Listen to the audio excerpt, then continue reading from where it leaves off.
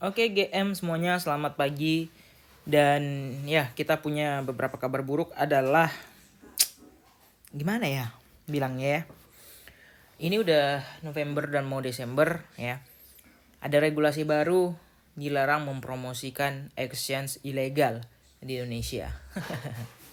Nah, jadi ya seperti yang kita ketahui, rata-rata mayoritas orang Indonesia mungkin 80 atau 90% itu menggunakan exchange luar, guys. Nah, tanda kutip di sini ilegal itu bukan berarti exchange-nya nggak benar atau gimana, tapi masih regulasinya belum ada di Indonesia ya. Dan kita semua tuh sadar nggak sadar itu kita pakai semua exchange luar. Jarang banget tuh orang pakai exchange lokal untuk bermain. Paling ya WD gitu kan, nyimpan aset dikit-dikit ya. Belinya orang mau cari koin-koin apa itu semua pakai exchange luar ya. Binance, Bybit, MaxC, terus Bitget, OKX dan segala macam yang lainnya, guys ya. Nah, jadi akan dipermasalahkan ketika influencer masih mempromosi, dan mayoritas ya influencer itu jarang banget pakai exchange lokal gitu masalahnya.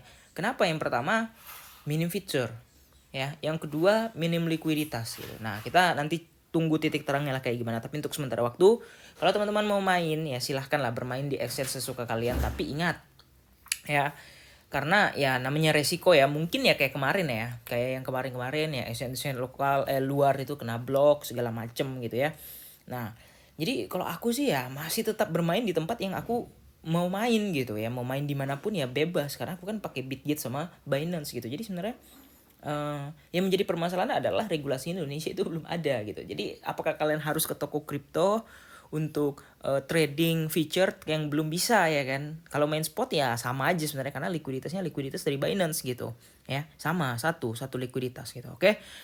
Nah, itulah nantilah kita akan bahas lagi next, dan kita akan bahas lagi di sini adalah Bitcoin.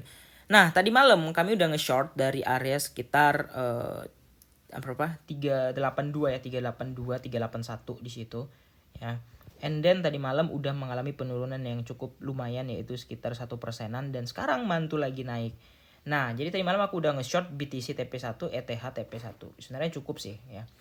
Nah, jadi ini Ethereum masih naik lagi ya, udah TP1 ya. Jadi tadi malam tuh udah top banget, makanya aku bikin plan shortnya di situ. Nah, jadi di sini permasalahannya adalah ya, kita nggak tahu area yang akan menjadi liquidity itu kemana.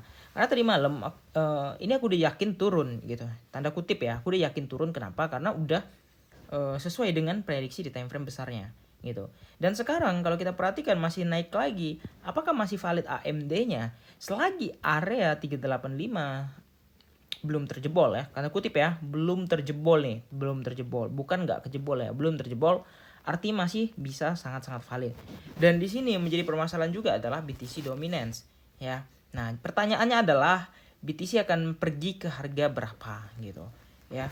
Nah, so far kalau kita perhatikan ya, untuk BTC dia masih masih menuju ke eh, likuiditas terdekat gitu. Nah, untuk daily-nya ya bisa kita bilang strong, tapi di situ udah pembentukan equal high atau yang bisa kita bilang sebagai buy side liquidity. And then kalau misalnya kejadian ya, itu ya kurang lebih lah persis dengan kejadian-kejadian yang modelnya itu kayak gini, guys ya. Yang candle-candlenya spike, hit and spike kayak gini ya. Nah, kita tinggal tunggu titik harga jenuhnya di mana dia nggak nge-spike lagi itu di mana. Karena ya kalau kita melihat ya, kalian bilang akan naik terus kesekian ya logika aja gitu.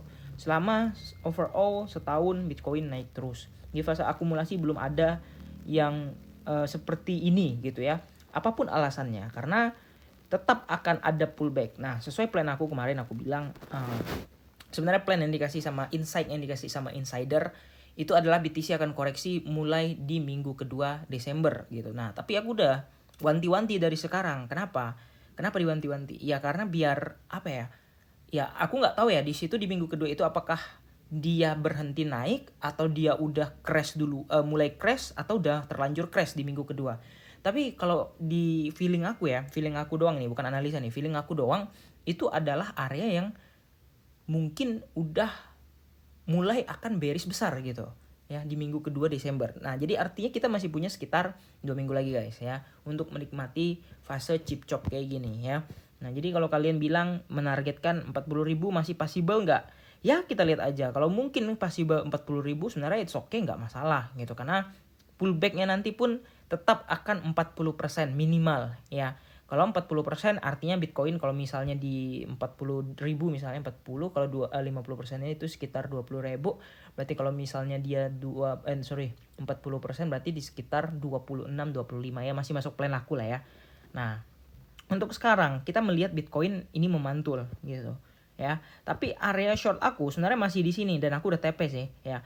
Nah, aku lihat nanti konfirmasinya apakah dia akan masih bisa melakukan rejection di area ini, yang mana artinya kalau misalkan permisalkan nih dia masih mengalami rejection di area ini ya, artinya akan tetap valid accumulation, manipulation and distributionnya, AMD-nya, AMD modelnya masih akan valid.